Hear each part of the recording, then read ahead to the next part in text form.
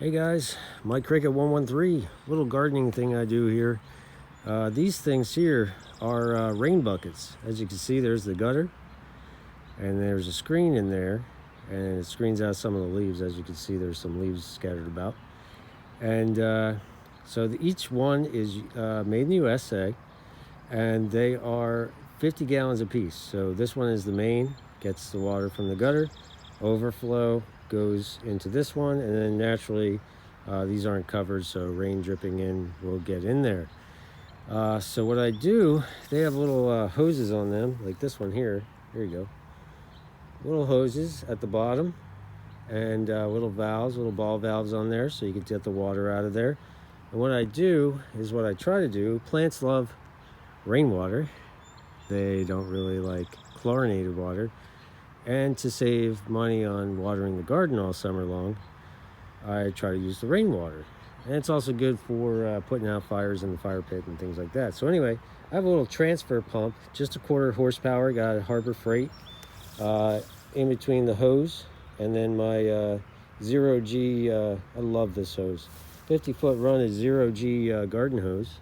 And the head's over there somewhere. There it is. So that's electric.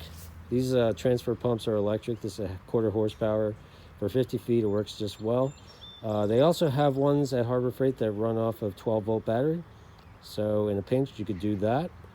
Run it off solar, whatever. And with any transfer pump, it needs to stay wet. It needs to stay wet. As you can see right there, that ball valve is closed. It needs to stay wet, and it will get hot when it's running, unfortunately, with the 1/4 horsepower, probably because I'm running it so much. So I supply that with electric, and there's no on and off switch on the unit. So I'm gonna open that up to get the water in there at least. And then we'll plug her in, try to do this one-handed.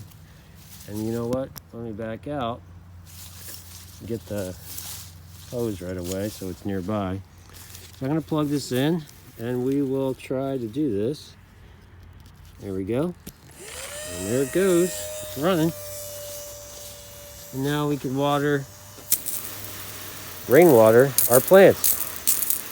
So the other day we put in, get the air out of the line. It's been a while.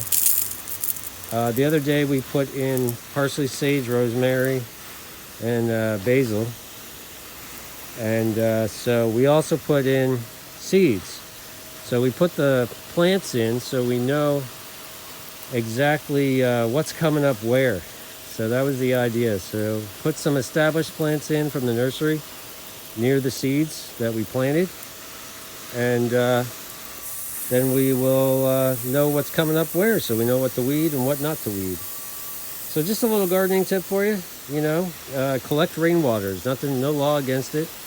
You could use trash cans, Rubbermaid big trash cans, or all sorts of different kinds of receptacles, and use it. If you don't want to get a pump like I do, you could also just use watering cans. I often use the watering cans more often than not to water the flowers elsewhere.